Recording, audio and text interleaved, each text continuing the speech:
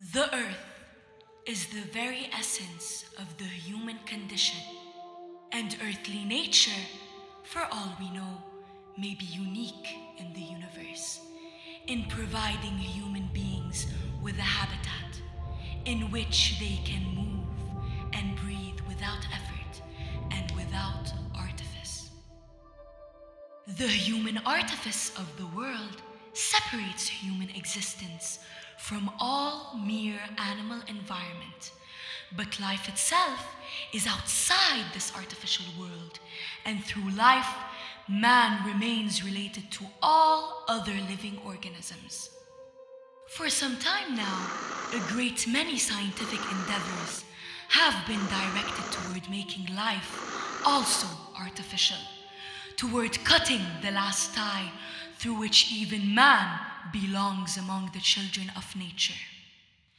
It is the same desire to escape from imprisonment to the earth that is manifest in the attempt to create life in the test tube, in the desire to mix frozen germplasm from people of demonstrated ability to produce superior human beings and to alter their size, shape, and function. And the wish to escape the human condition, I suspect, also underlies the hope to extend man's lifespan far beyond the 100-year limit.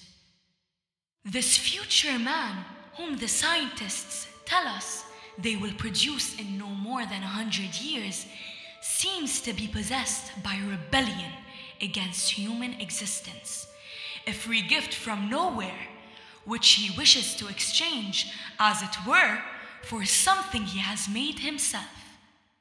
There is no reason to doubt our abilities to accomplish such an exchange, just as there is no reason to doubt our present ability to destroy all organic life on Earth. The question is only whether we wish to use our new scientific and technical knowledge in this direction, and this question cannot be decided by scientific means. It is a political question of the first order, and therefore can hardly be left to the decision of professional scientists or professional politicians. The trouble concerns the fact that the so-called truths of the modern scientific worldview, though they can be demonstrated in mathematical formulas and proved technologically, will no longer lend themselves to normal expression in speech and thought. It could be that we, who are earth-bound creatures and have begun to act as though we were dwellers of the universe, will forever be unable to understand, that is, to think and speak about these new discoveries. In this case, it would be as though our brain, which constitutes the physical, material condition of our thoughts, were unable to follow what we do, so that from now on, we would indeed need artificial machines to do our thinking and speaking. We would indeed become the helpless slaves, not so much of our machines as of our know-how, thoughtless creatures at the mercy of every gadget, which is technically possible, no matter how murderous it is. The situation created by the sciences is of great political significance.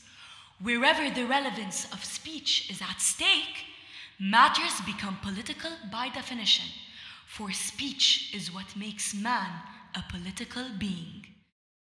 The reason why it may be wise to distrust the political judgment of scientists is not primarily their lack of character, that they did not refuse to develop atomic weapons, or their naivety, that they did not understand that once these weapons were developed, they would be the last to be consulted about their use, but precisely the fact that they move in a world where speech has lost its power, and whatever men do or know or experience can make sense only to the extent that it can be spoken about. There may be truths beyond speech, and they may be of great relevance to man in the singular, that is, to man insofar as he is not a political being. Men in the plural, that is, men insofar as they live and move and act in this world, can experience meaningfulness only because they can talk with and make sense to each other and to themselves.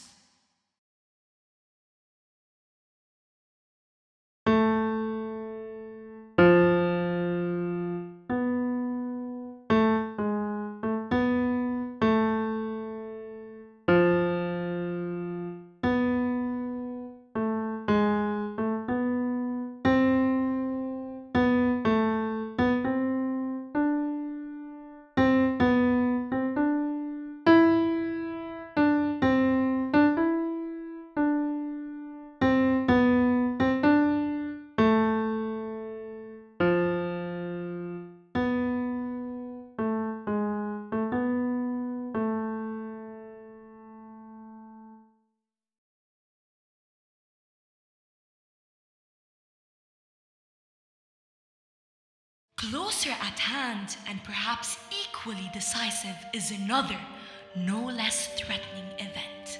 This is the advent of automation, which in a few decades probably will empty the factories and liberate mankind from its oldest and most natural burden, the burden of laboring and the bondage of necessity.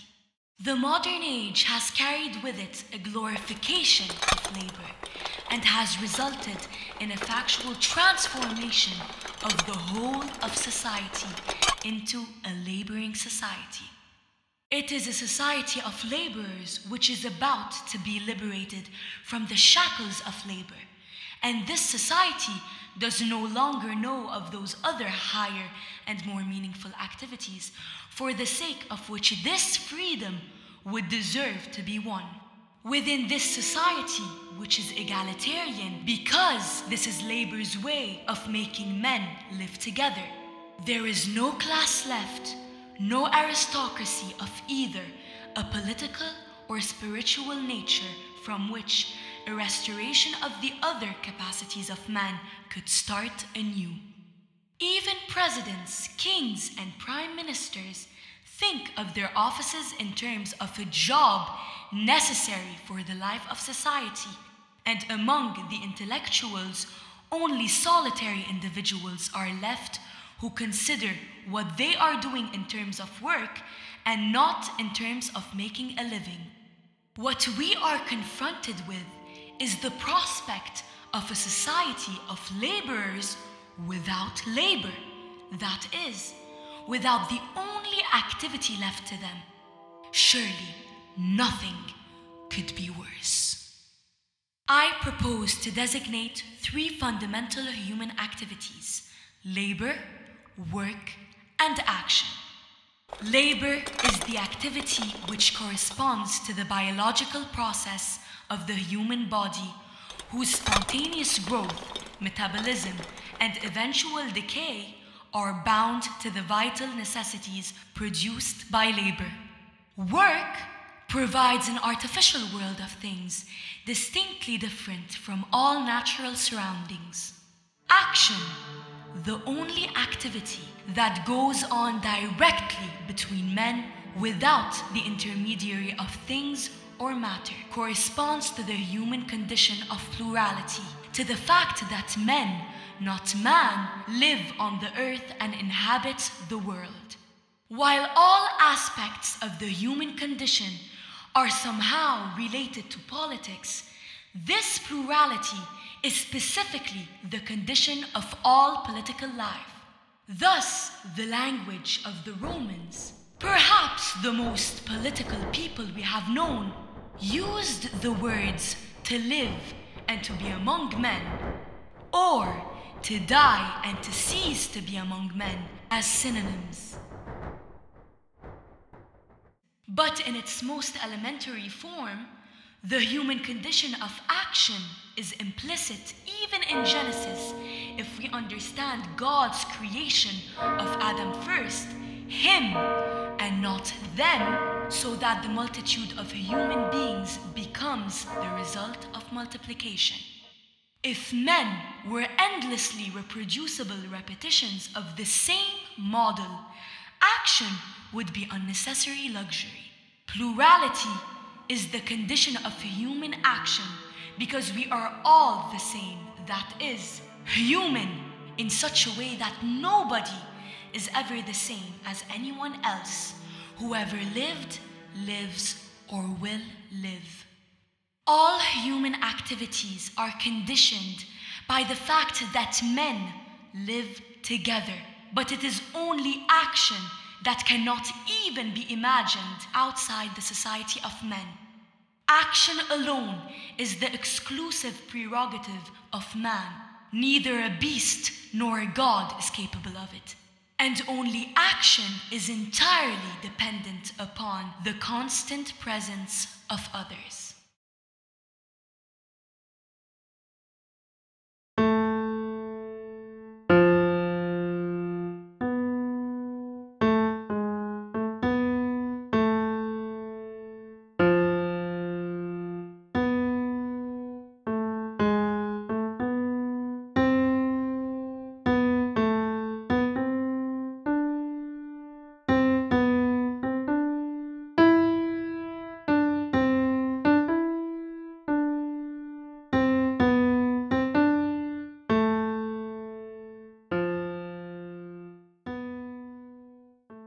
The distinction between a private and a public sphere of life corresponds to the household and the political realms, which have existed as distinct, separate entities, at least since the rise of the ancient city-state. But the emergence of the social realm, which is neither private nor public, strictly speaking, is a relatively new phenomenon whose origin coincided with the emergence of the modern age.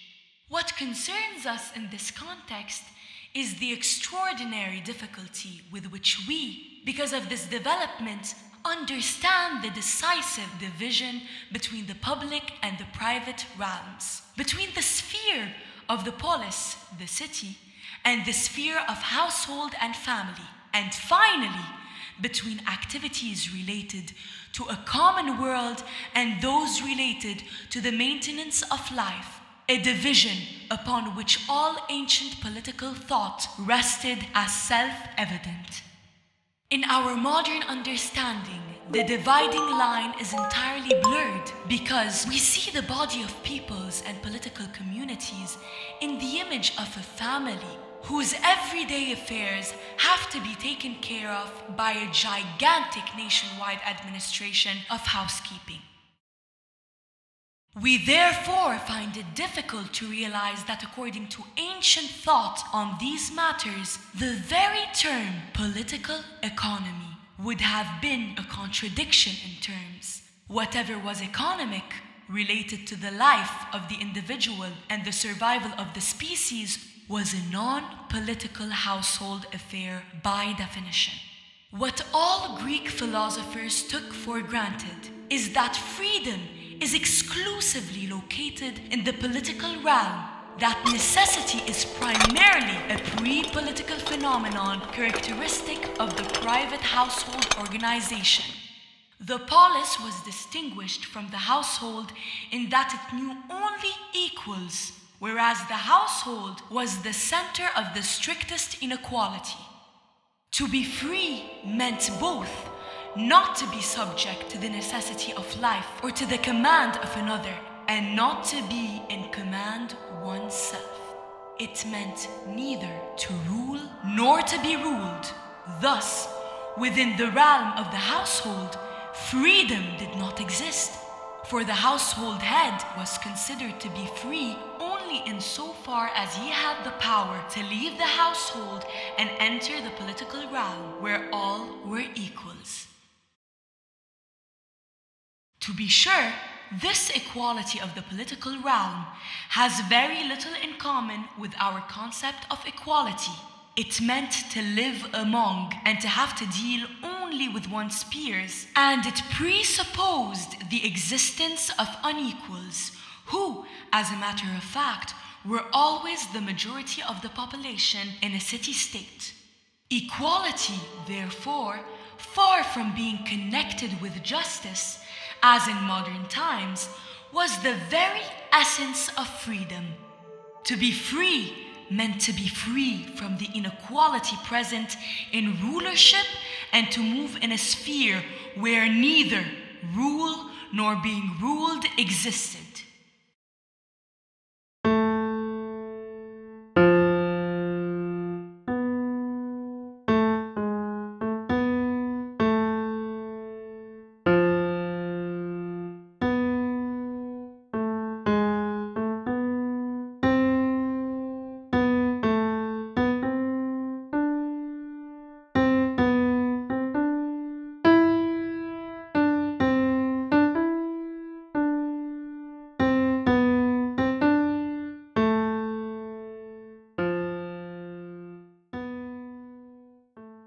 In the modern world, the social and the political realms are much less distinct with the rise of society. That is, the rise of the household or of economic activities to the public realm. The two realms indeed constantly flow into each other like waves in the never-resting stream of the life process itself. The disappearance of the gulf that the ancients had to cross daily to transcend the narrow realm of the household and rise into the realm of politics is an essentially modern phenomenon. The emergence of society, the rise of housekeeping, its activities, problems, and organizational devices from the shadowy interior of the household into the light of the public sphere has not only blurred the old borderline between private and political, it has also changed almost beyond recognition the meaning of the two terms. Not only would we not agree with the Greeks that a life spent in the privacy of one's own, in Greek, idion, is idiotic by definition, or with the Romans, to whom privacy offers but a temporary refuge from the business of the Republic. We call private today a sphere of intimacy. In ancient feeling, the privative trait of privacy was all important. It meant literally a state of being deprived of something. A man who lived only a private life, who like the slave was not permitted to enter the public realm, or like the barbarian had chosen not to establish such a realm, was not fully human. Today, we no longer think primarily of deprivation when we use the word privacy, and this is partially due to the enormous enrichment of the private sphere through modern individualism. The first articulate explorer, and to an extent even theorist of intimacy, was Jean-Jacques Rousseau, who, characteristically enough, is the only great author still frequently cited by his first name alone. He arrived at his discovery through a rebellion not against the oppression of the state, but against society's unbearable perversion of the human heart. The modern individual and his endless conflicts, his inability either to be at home in society or to live outside it, his ever-changing moods and the radical subjectivism of his emotional life was born in this rebellion of the heart. The astonishing flowering of poetry and music from the middle of the 18th century, accompanied by the rise of the novel, coinciding with a no less striking decline of all the more public arts, especially architecture, is sufficient testimony to a close relationship between the social and the intimate. The rebellious reaction against society during which Rousseau and the Romanticists discovered intimacy was directed first of all against the leveling demands of the social, against what we would call today the conformism inherent in every society. Whether a nation consists of equals or non-equals is of no great importance in this respect, for society always demands that its members act as though they were members of one enormous family, which has only one opinion and one interest. Before the modern disintegration of the family, this common interest and single opinion was represented by the household head, who ruled in accordance with it and prevented possible disunity among the family members. The striking coincidence of the rise of society with the decline of the family indicates clearly that what actually took place was the absorption of the family unit into corresponding social groups.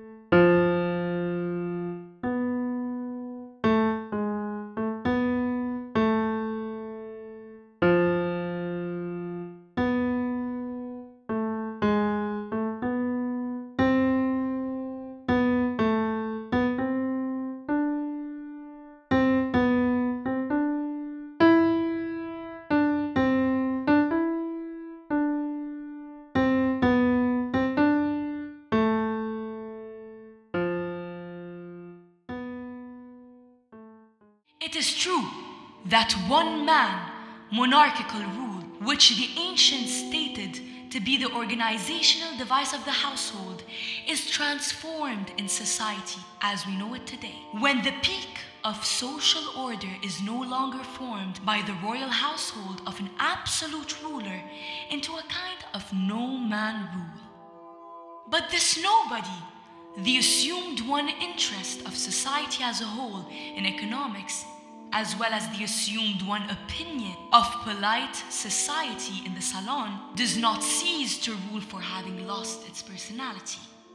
As we know from the most social form of government, that is, from bureaucracy, the rule by nobody is not necessarily no rule. It may indeed, under certain circumstances, even turn out to be one of its crudest and most tyrannical versions.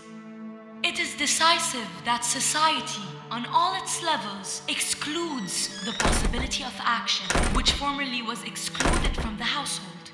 Instead, society expects from each of its members a certain kind of behavior, imposing innumerable and various rules, all of which tend to normalize its members, to make them behave, to exclude spontaneous action or outstanding achievement. What matters is this equation with social status, and it is immaterial whether the framework happens to be actual rank in the half-feudal society of the 18th century, title in the class society of the 19th, or mere function in the mass society of today. The rise of mass society, on the contrary, only indicates that the various social groups have suffered the same absorption into one society that the family units had suffered earlier. With the emergence of mass society, the realm of the social has finally, after several centuries of development, reached the point where it embraces and controls all members of a given community equally and with equal strength. Society has conquered the public realm, and distinction and difference have become private matters of the individual.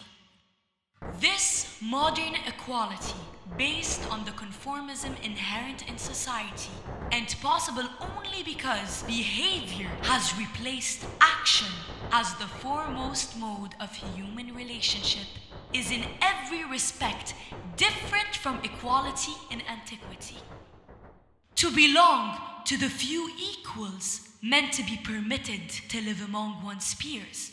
But the public realm itself, the polis, was permeated by a fiercely agonal spirit, where everybody had constantly to distinguish himself from all others, to show through unique deeds or achievements that he was the best of all.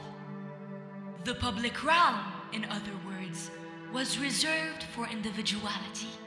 It was the only place where men could show who they really were.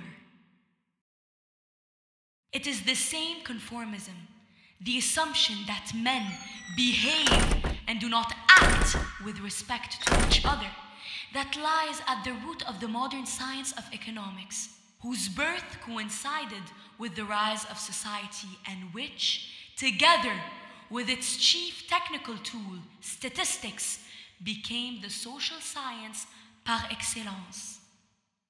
Economics, until the modern age, a not too important part of ethics and politics, could achieve a scientific character only when men had become social beings and unanimously followed certain patterns of behavior, so that those who did not keep the rules could be considered to be asocial or abnormal.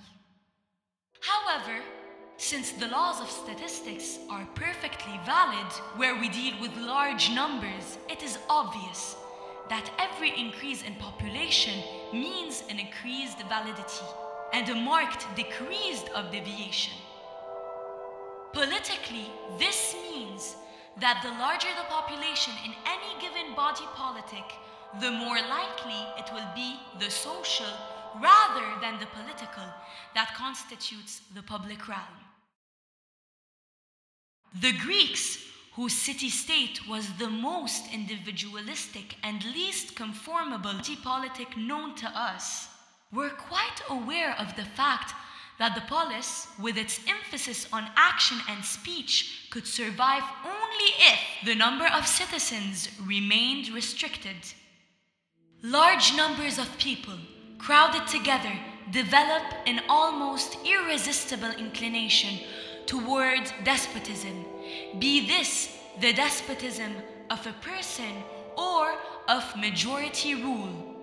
And although statistics, that is, the mathematical treatment of reality, was unknown prior to the modern age, the social phenomena which make such treatment possible, great numbers, accounting for conformism, behaviorism, and automatism in human affairs, were precisely those traits which, in Greek self-understanding, distinguished the Persian civilization from their own.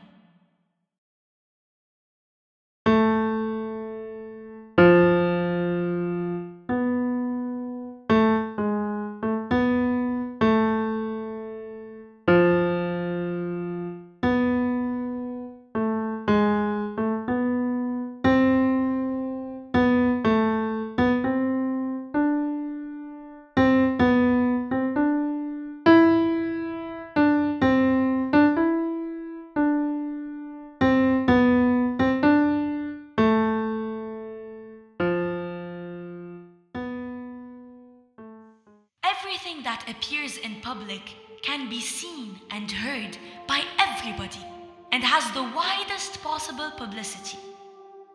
For us, appearance constitutes reality.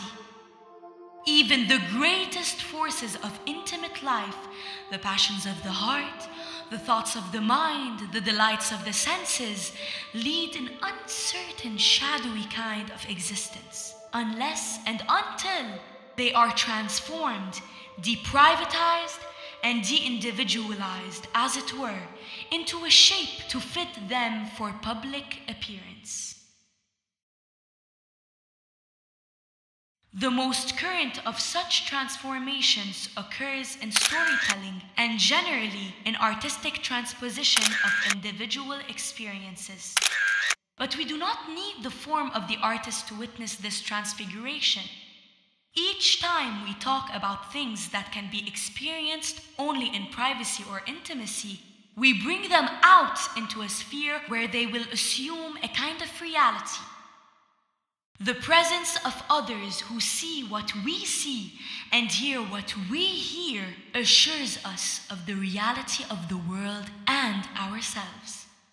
That said, the most intense feeling we know of, pain is at the same time the most private and least communicable of all. Not only is it perhaps the only experience which we are unable to transform into a shape fit for public appearance, it actually deprives us of our feeling for reality to such an extent that we can forget it more quickly and easily than anything else.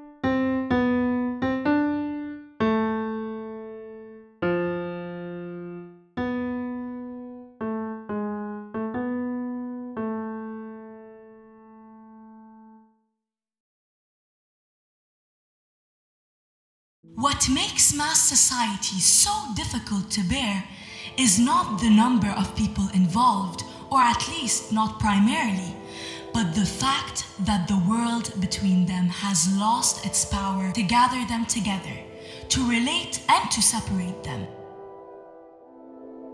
The weirdness of this situation resembles a spiritualistic seance, where a number of people gathered around a table might suddenly, through some magic trick, see the table vanish from their midst, so that two persons sitting opposite each other were no longer separated but also would be entirely unrelated to each other by anything tangible. For though the common world is the common meeting ground of all, those who are present have different locations in it. Being seen and being heard by others derive their significance from the fact that everybody sees and hears from a different position. The destruction of the common world can happen under conditions of mass society or mass hysteria, where we see all people suddenly behave as though they were members of one family, each multiplying and prolonging the perspective of his neighbor. In both instances, men have become entirely private. That is, they have been deprived of seeing and hearing others, of being seen and being heard by them. They are all imprisoned in the subjectivity of their own singular experience, which does not cease to be singular if the same experience is multiplied innumerable times.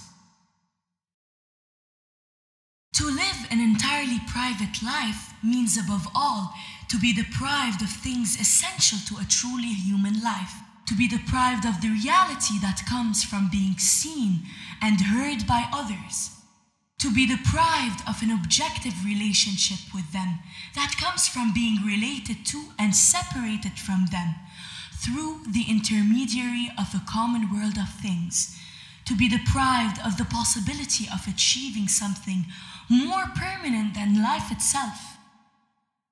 Under modern circumstances, this deprivation of objective relationships to others and of a reality guaranteed through them has become the mass phenomenon of loneliness, where it has assumed its most extreme and most anti-human form. The reason for this extremity is that mass society not only destroys the public realm, but the private as well, deprives men not only of their place in the world, but of their private home, where they once felt sheltered against the world, and where, at any rate, even those excluded from the world could find a substitute in the warmth of the hearth and the limited reality of family life.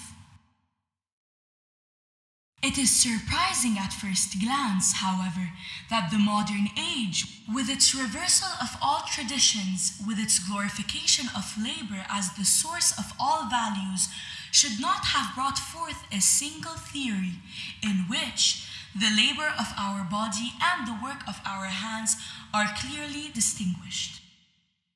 Instead, we find first the distinction between productive and unproductive labor, then somewhat later the differentiation between skilled and unskilled work, and finally the division of all activities into manual and intellectual labor. Only the distinction between productive and unproductive labor goes to the heart of the matter. The very reason for the elevation of labor in the modern age was its productivity.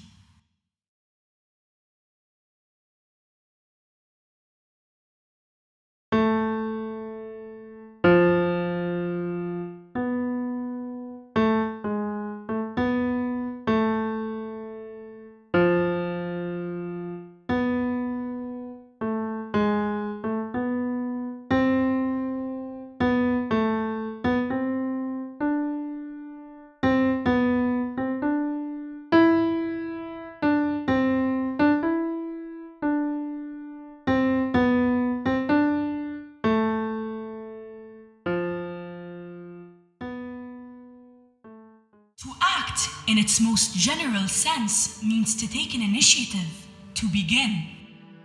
The hero storytelling discloses needs no heroic qualities. The word hero, originally that is, in Homer, was no more than a name given each free man who participated in the Trojan enterprise and about whom a story could be told. The connotation of courage, which we now feel to be an indispensable quality of the hero, is in fact already present in leaving one's private hiding place and showing who one is in disclosing and exposing oneself. The extent of this original courage, without which action and speech, and therefore, according to the Greeks, freedom, would not be possible at all. Since action acts upon beings who are capable of their own actions, reaction, apart from being a response, is always a new action that strikes out on its own and affects others. Thus, action and reaction among men never move in a closed circle and can never be reliably confined to two partners. This boundlessness is characteristic not of political action alone, which could be escaped by resigning oneself to action within a limited, graspable framework of circumstances. The smallest act in the most limited circumstances bears the seed of the same boundlessness, because one deed and sometimes one word suffices to change every constellation. Action reveals itself fully only to the storyteller, that is, to the backward glance of the historian, who indeed always knows better what it was all about than the participants. All accounts told by the actors themselves, though they may in rare cases give an entirely trustworthy statement, become mere useful source material in the historian's hands and can never match his story in significance and truthfulness. The polis gives a guarantee that those who forced every sea and land to become the scene of their daring will not remain without witness, and will need neither Homer nor anyone else who knows how to turn words to praise them. Those who acted will be able to establish together the everlasting remembrance of their good and bad deeds, to inspire admiration in the present and in future ages. In other words, man's life together in the form of the polis seem to assure that the most futile of human activities, action and speech, and the least tangible and most ephemeral of man-made products, the deeds and stories which are their outcome, would become imperishable.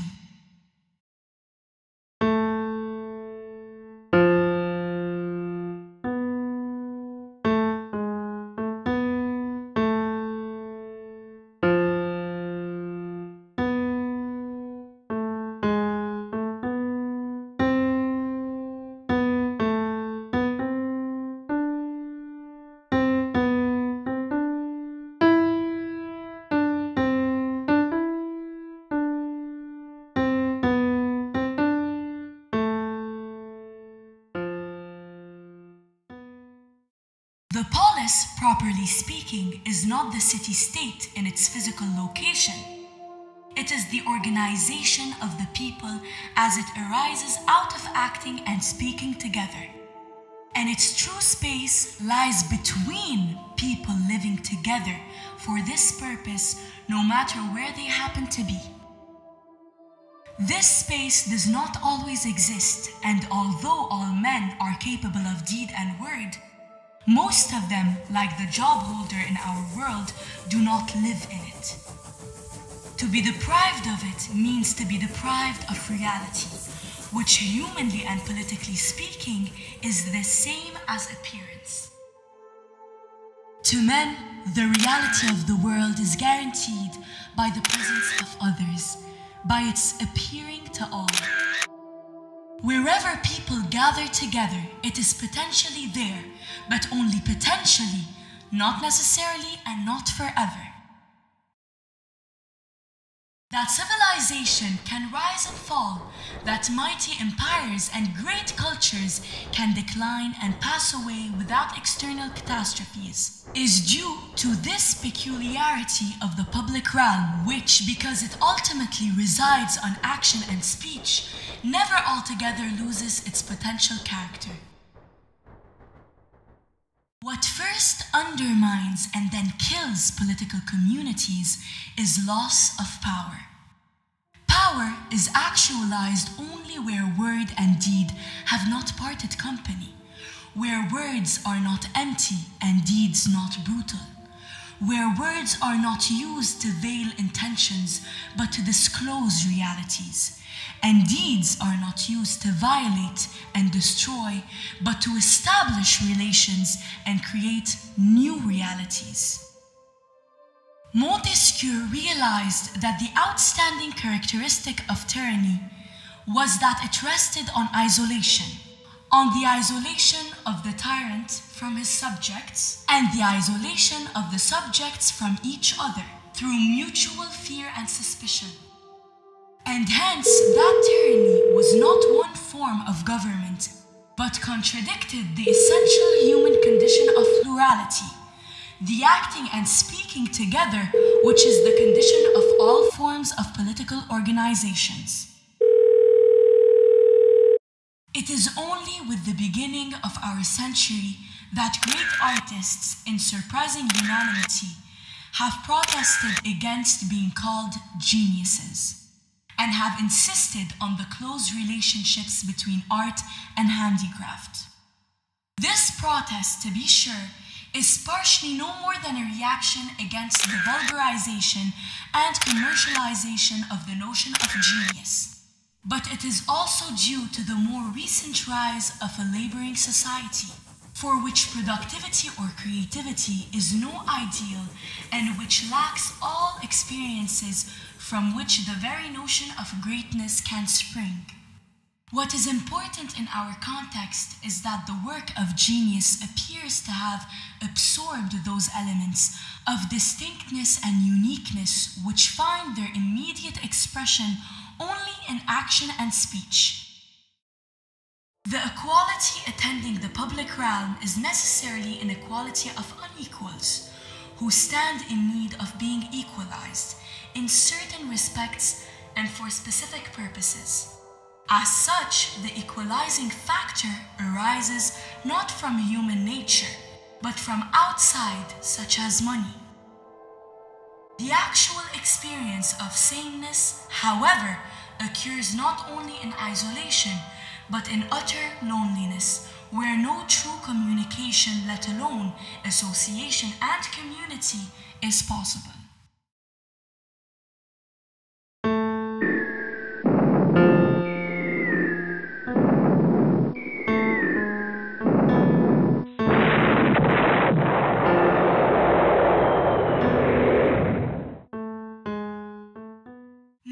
Cannot become citizens of the world as they are citizens of their countries.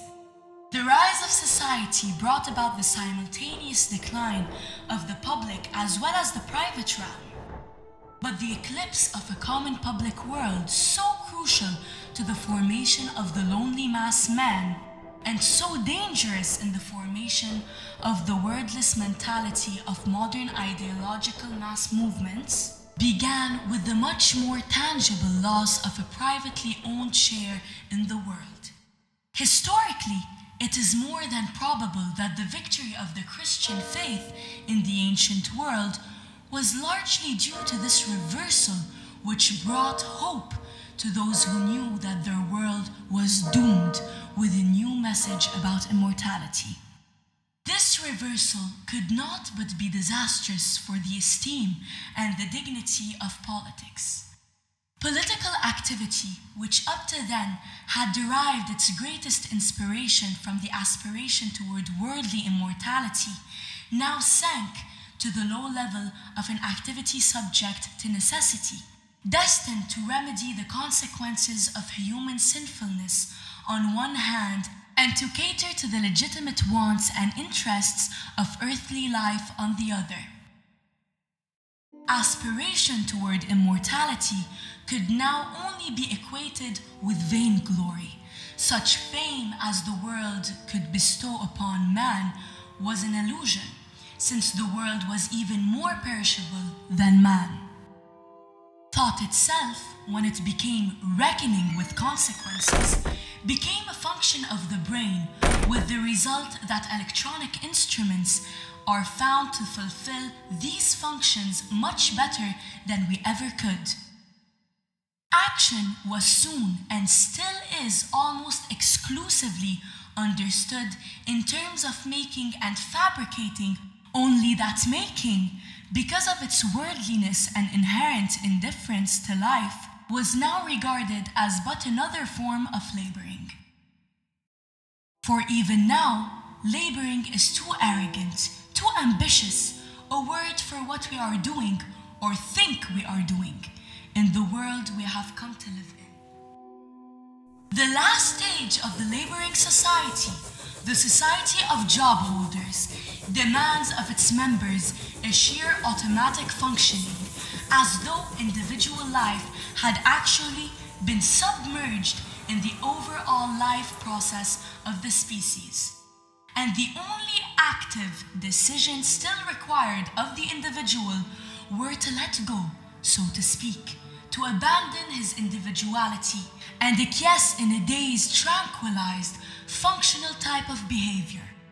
It is quite conceivable that the modern age, which began with such an unprecedented and promising outburst of human activity, may end in the deadliest, most sterile passivity history has ever known. But there are other more serious danger signs that man may be willing, and indeed is on the point of developing, into that animal species from which, since Darwin, he imagines he has come. As a scientist recently put it, modern motorization would appear like a process of biological mutation in which human bodies gradually begin to be covered by shells of steel. Needless to say, this does not mean that modern man has lost his capacities or is on the point of losing them.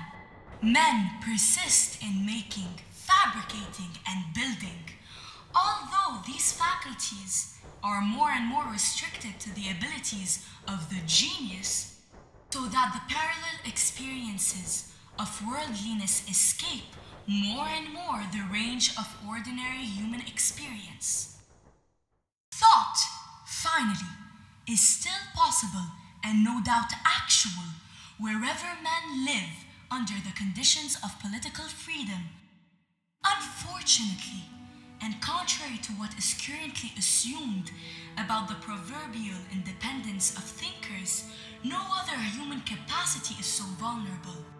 And it is in fact far easier to act under conditions of tyranny than it is to think. As a living experience, thought has always been assumed, perhaps wrongly, to be known only to the few. It may be presumptuous to believe that these few have not become fewer in our time. This may be irrelevant, or of restricted relevance for the future of the world. It is not irrelevant for the future of man.